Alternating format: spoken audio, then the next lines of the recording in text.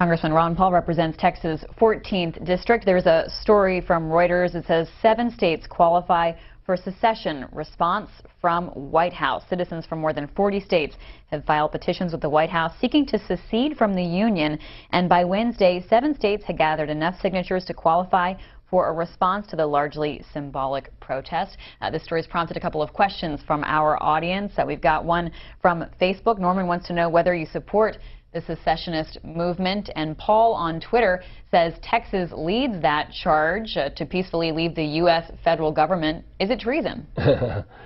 Well, I don't call for secession, but I call for the principle of secession being recognized. The founders believed in it. There's no prohibition in the Constitution against secession. They all understood that they were coming together, and if they're voluntarily coming together, they can voluntarily leave anytime they want.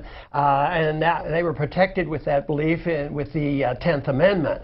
But now it's you know, people are said that, oh, these people have to be put on a list, that they're saying that there should be a right of secession, and they want to put them on a list that they're